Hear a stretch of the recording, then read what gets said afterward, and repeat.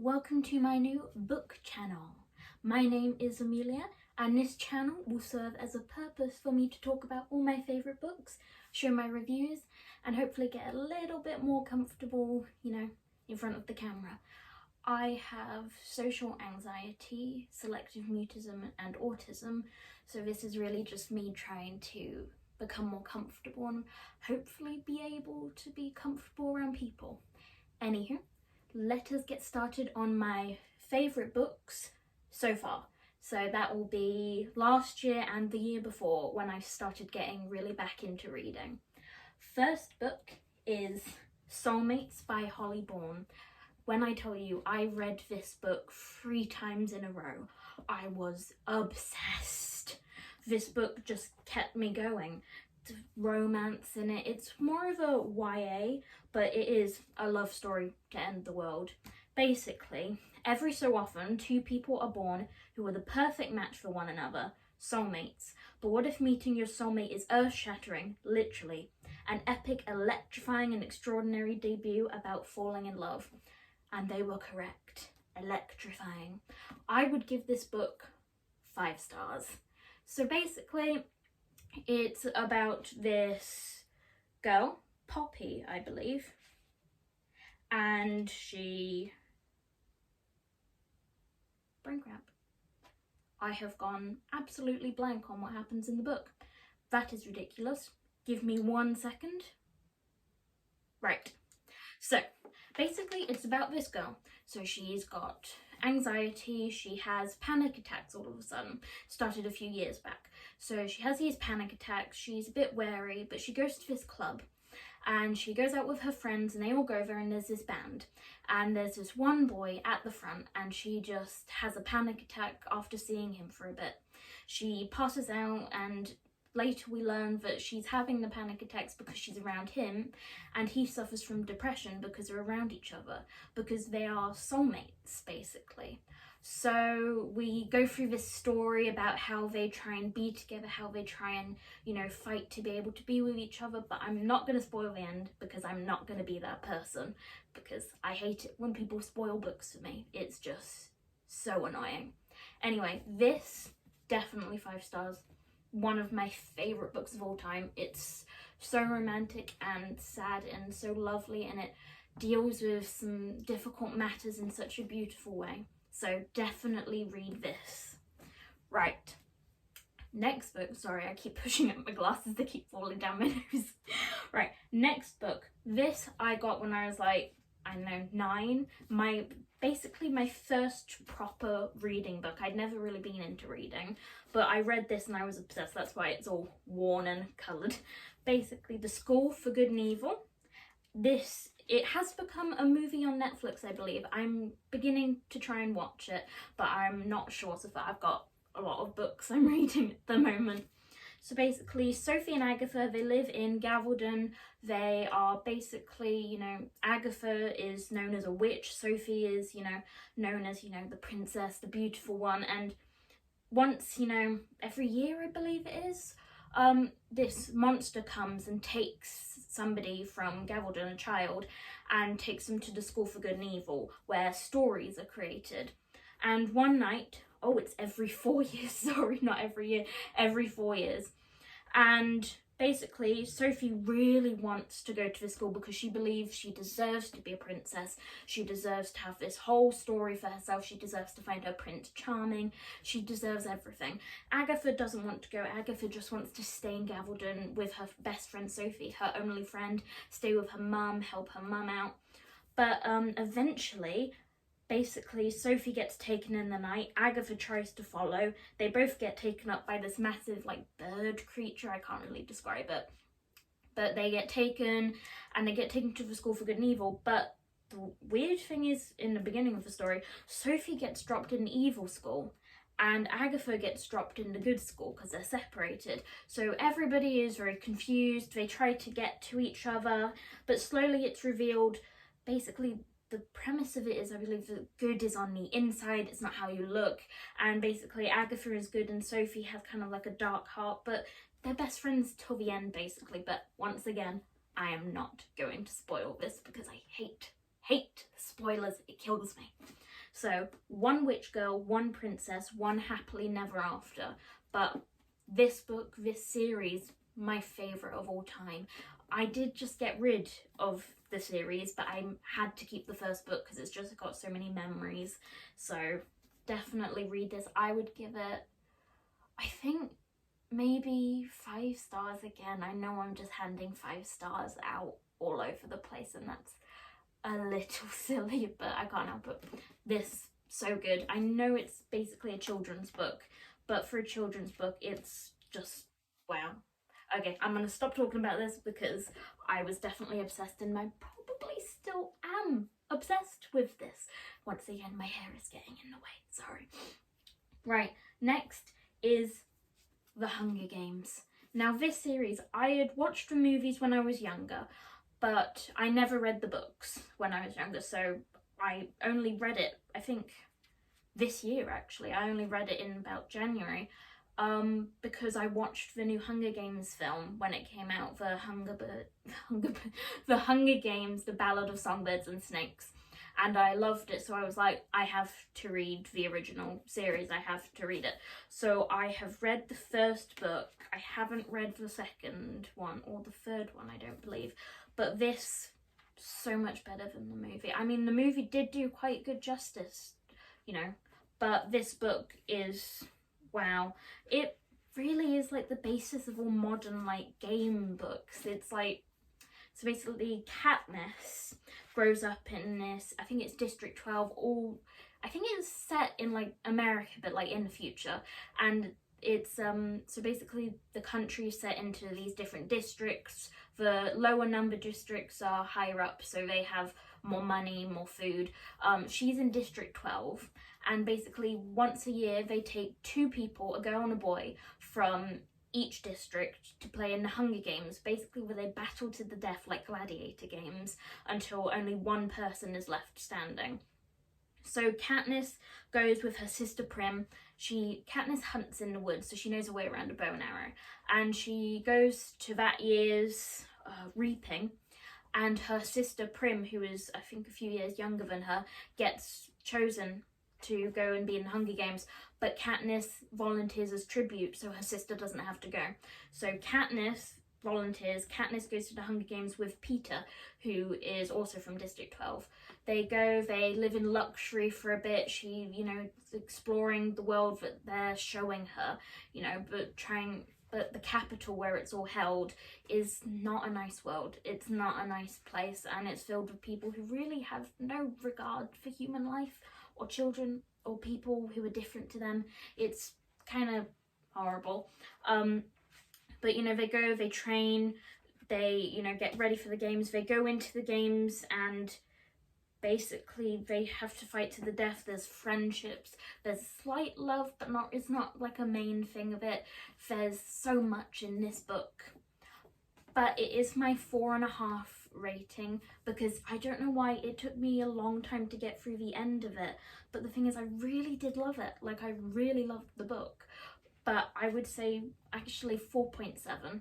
But it is a definite read. I can see why it's one of those books that everyone's obsessed with, and that I know I'm late on the Hunger Game train, but I'm sorry. The movie made me want to read it. I've never wanted to read it before, but I've seen it.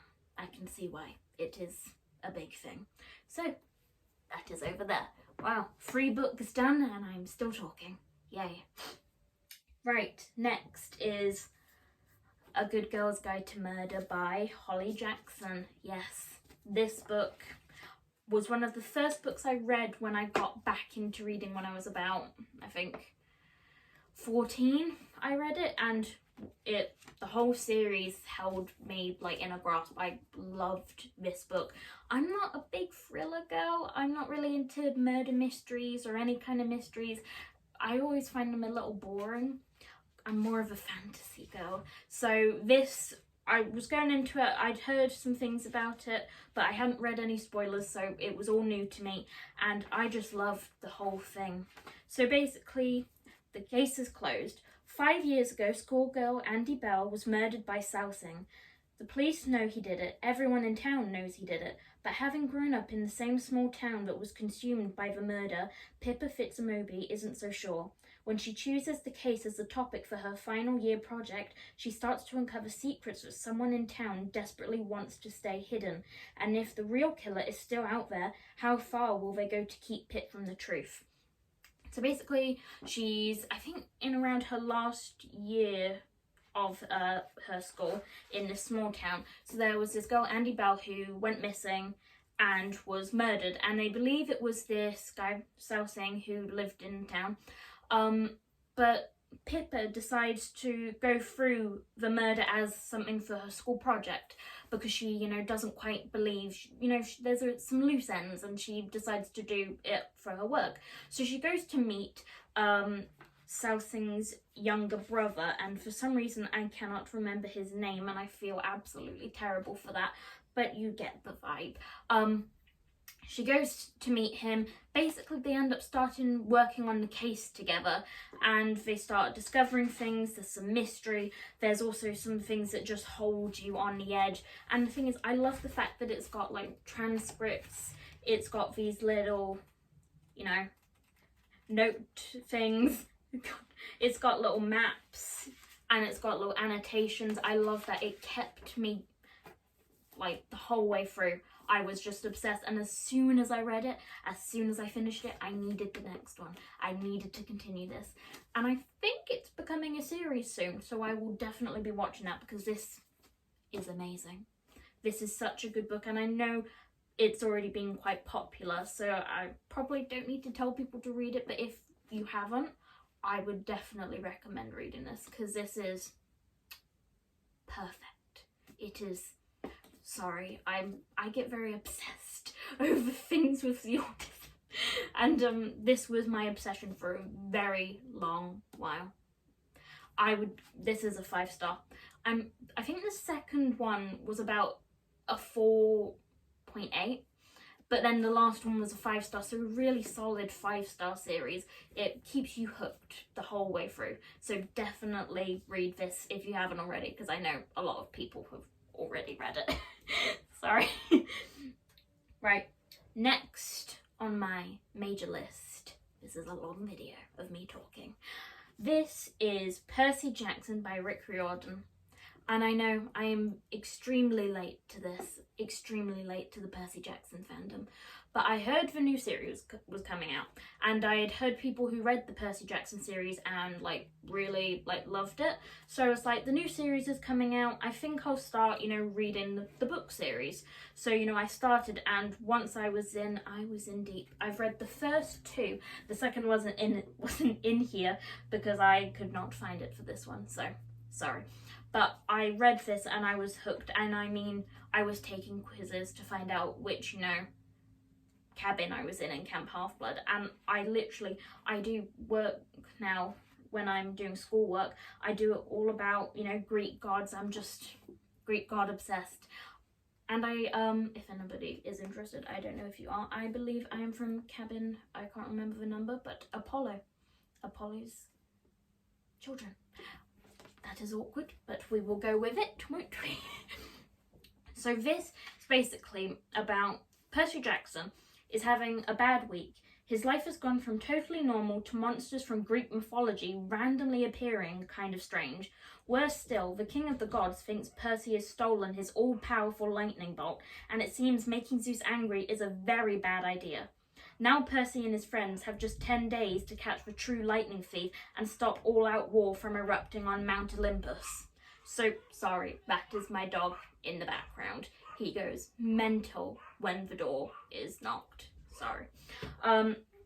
Basically, Percy Jackson is a half-blood son of Poseidon, and he's just going through school. He's dyslexic. He's, just struggling with school that he's going to, and eventually, he finds out that he's actually a son of a god, but he doesn't know which god.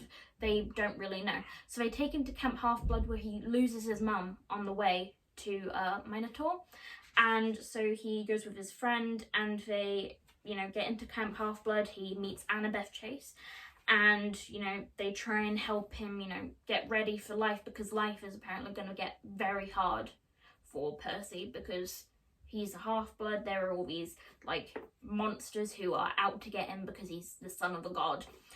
Slowly, somewhere through, he finds out that he's the son of Poseidon and he has some powers with the water, but he's not quite sure. They go in the end to find the lightning bolt, I believe. Zeus's lightning bolt, because, you know, it's gone missing. So they go on this whole journey to find it, and I will not tell you what happens at the end, but I'm sure everyone's read it. This, I have to say, it is a 5-star again, but maybe a 4.9, but it's probably a 5, and I'm just handing them out now. I'm just handing out every 5-star I can, and that feels really bad, but it's just perfect. Perfect, and I'm so sad that I didn't read this when I was younger, because I know I would have been obsessed. I would have been obsessed with this book. Definitely read it if you haven't, but Percy Jackson and the Olympians, The Lightning Thief, as a first book, is incredible. It is perfection. Again, so definitely read that. Right, onwards. Sorry, the hair is getting in the way. Also, Five Nights at Freddy's poster in the background, because I am also obsessed with Five Nights at Freddy's. I have many obsessions, books being one of them, and Five Nights at Freddy's. So, The Night Hunt by Alexander Christo. I have actually been and gotten this one signed, which, you know, I'm very happy with. I'm very happy that I got that signed. I went to an event at Waterstones to go and get it signed by the author, and I was so happy to be able to meet her, because when I read this, oh, I ate it up. Oh, I was in that world. As soon as I read it and I finished it, I had to read it again. I literally had to read it straight through again. And that's weird. Sorry, that is my shelf making noises. I just, wow, there was a little bit of romance. There was, you know, some gods, there were monsters. It was, oh, it was perfect. Now I'm going to read the back because memory is failing me in this video, so I'm going to read the blurb. Right. Enter a world of gods and monsters. Atia is the last of her kind. She hides in the shadows, feeding off fear and hungering for vengeance against the gods who killed her family. Silas knows what it means to be at the mercy of the gods. As a herald, he is bound to ferry souls to the afterlife as punishment for a past he can't remember. Atia would never dream of allying with someone like him, but when the gods send monsters to hunt her, Silas offers her an irresistible deal. He'll help Atia destroy the gods. In return, she must help break the curse upon him and restore his humanity. Only together can they finally rewrite their destinies. It's weird. It's kind of like a few Greek gods in there. There's different gods, you know, throughout, and it's kind of like Greek monsters from Greek mythology, but whoa, the little bit of romance in there was perfect. I love fantasy. It's my favourite genre, and when you add a tiny bit of romance to it, it's perfection. It's just so sweet, and I have to say, around this point in the book, I was like gasping, because I was like, oh my gosh, jeez, that is, I wasn't expecting it. You know, they make some friends. Atia, I believe, has a friend with her, a human. She is, I think it's a Nephress. She feeds on the fear of humans. They can die when she does that, but they tend not to, because the gods have like a rule that you're, you know, not meant to, the monsters aren't meant to kill them. So they basically killed off all of her kind because they fed on the fear. But it was kind of like a massacre. And she's the last one. So she has a friend. They meet, kind of, I think it's he's a half banshee, and they go on this journey with Silas, the herald, and they're trying to, you know, destroy the gods, because the gods are just ruining everything for everyone. They're just not being fair to humanity and to monsters. So they go on this long journey to try and get to the gods, to try and, you know, destroy them. And then there's a big twist, like a bit of a shocker, and I was like, no. But in the end, it was good. I think all of these are going to be around 5 stars because they're like my favourite books. So I would definitely say this is a 4.9. I don't know why it's not a complete 5 stars. Probably because I was so obsessed with it, I wanted more and more and more, and there isn't more. And for some reason in my brain, I can't handle the fact that there isn't more. So that's probably why it's 4.9. But this, if you haven't read it, read it. So good. I was in the middle of reading her To Kill a Kingdom, and if anybody could let me know if I should finish it, because I was kind of like I wasn't sure about it. So if anyone is there, if anyone can let me know if I should finish it, because I'm unsure. But I did love this one, so I'm like, maybe I will love it if I just get more into it. Because I have this thing about pirates and like adventures on the sea that just like really puts me off books, and I don't know why. But anything to do with pirates or on the sea, and I can't read it. But I read that, so I bought To Kill a Kingdom because I read The Night Hunt. But then I was like, oh, it's pirates and on the sea, and I was like, I don't know if I can do this. I don't know if I can read it. So I read like, I don't know, maybe 100 pages, and I wasn't feeling it, so I put it down, and I'm like unsure if I should pick it back up.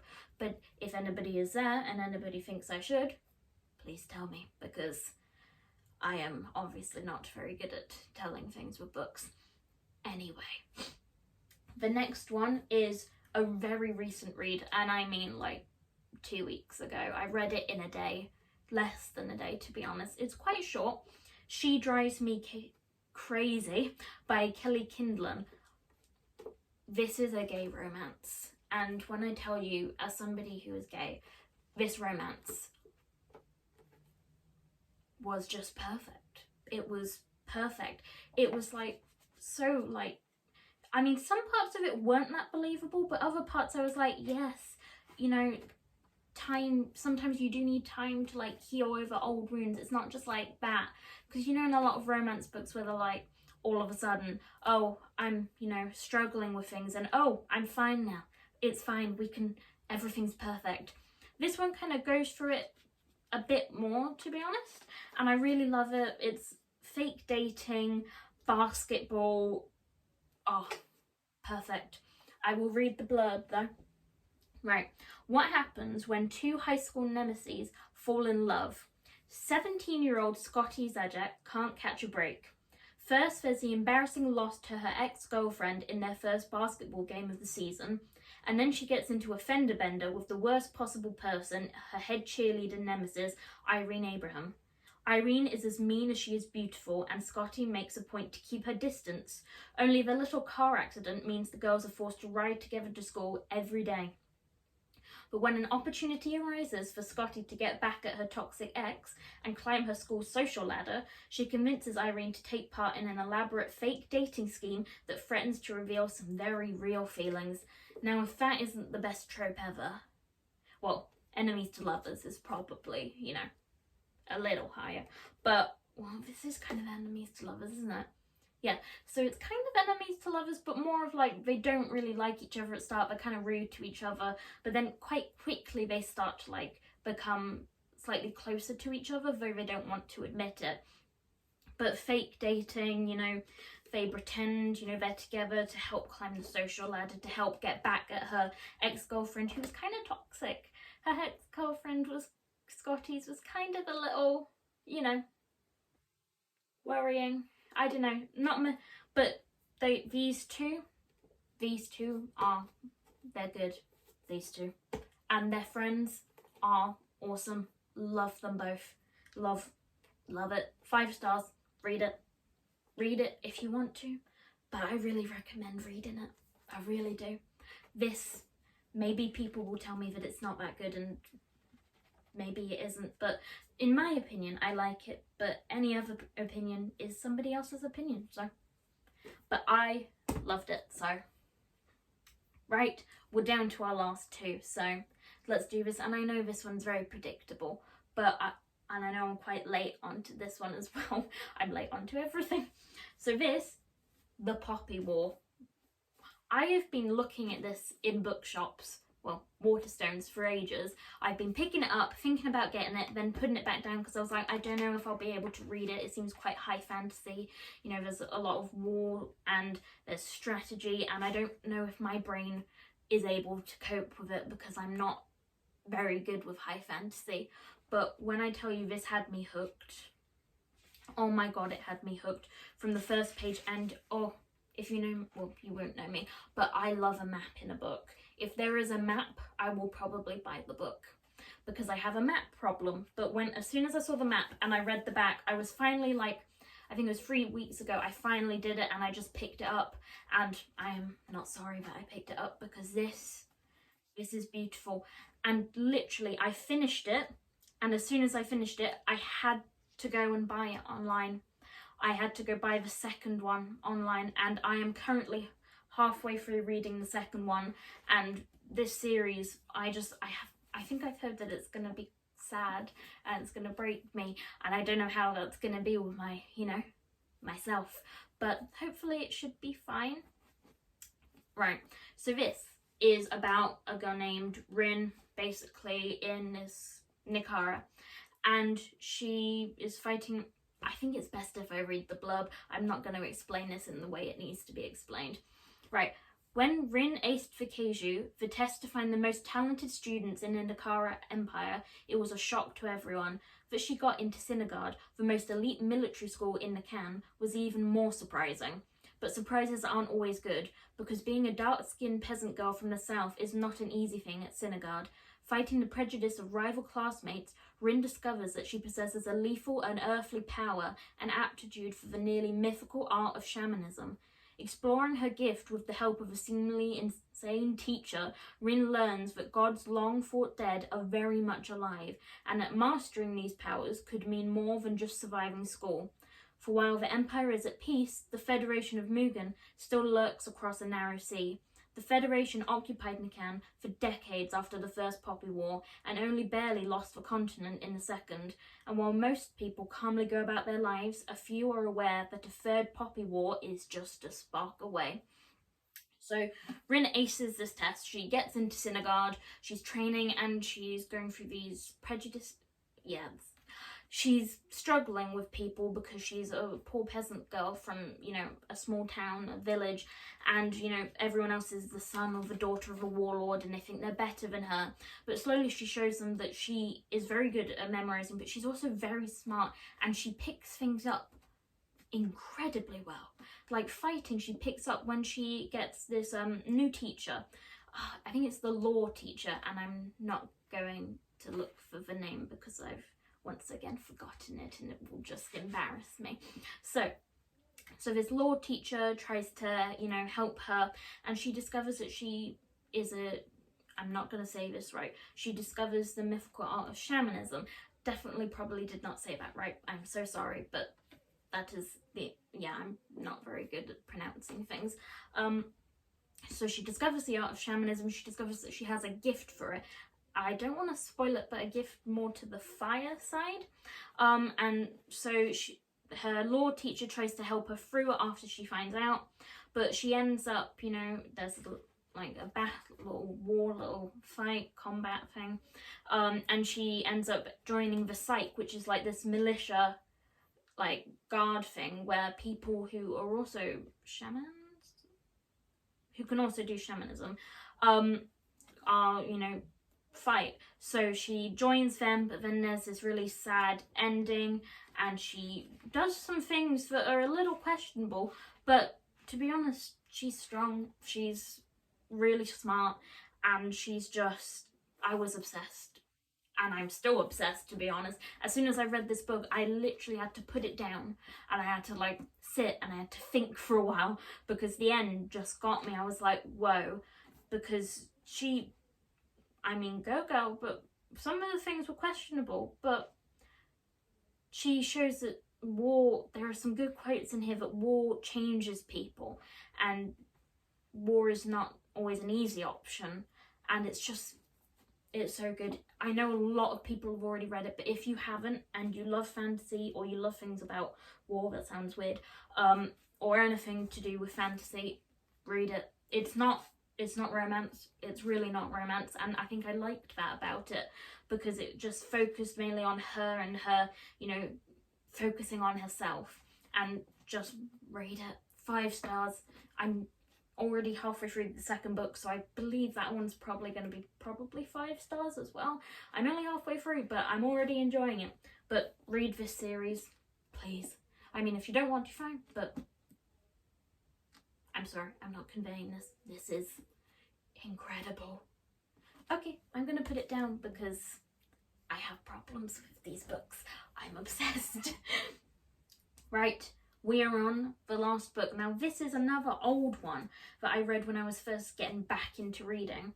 The Sun is Also a Star by Nicola Yoon. I have read this like 4 or 5 times. It's one of those romance books that I find Nicola Yoon's writing just so easy to read. It's just beautiful writing, and it's just so comforting. And I've read Everything as well. That is also one of my 5 stars, but once again I could not find it for this video. But this book, oh, her writing style just comforts me, and I just love it. I love it so much. I'm just gonna quickly pop in 5 stars. 5 stars all the way. Basically everything has been 5 stars. Also, I'm pointing down here because all my books that I've shown you are down here. I'm not just pointing at random things. I know all of the books have been around 5 stars, but that is because they're my favourites of all time. So basically it's about this girl, Natasha, and this boy called Daniel, and it's about Natasha is basically, her family are being forced to leave. I can't think of the word. Being deported to Jamaica, and you know, she's got basically, this all happens within a day, and she's got a day, and basically her family is like leaning on her to try and sort it out. So she's off, you know, out in, I think it's New York, trying to figure out how to get them to be able to stay because she wants to go to college in America. You know, she has friends, she wants to be able to stay, so she's like out trying to do that. Daniel is like he's got this pressure from his parents to go and become like, have this good position in a job or go to this good college. So basically he's out trying to go to a job interview, and they bump into each other. I think it's around like this music store. I can't think of the name for the it's not a CD. It's a music store, and her ex-boyfriend is there, and he's trying to steal something with his new girlfriend, and she bumps into Daniel, and they have this little moment, but she's like kind of a skeptic about true love, and she's kind of like, I'm not gonna fall in love with you, we've met each other like very briefly. So she leaves. She's like, this is, falling in love with him isn't my story. I'm not just into falling in love with people like that. It doesn't really happen. She's very scientific, and I like the parts where, you know, there's these really short chapters in this book just about, I'm gonna say it, sciencey things that are probably above my comprehension. But there's also these other chapters, so it's mainly from Natasha and Daniel's perspective, but there are perspectives of other people that they're around.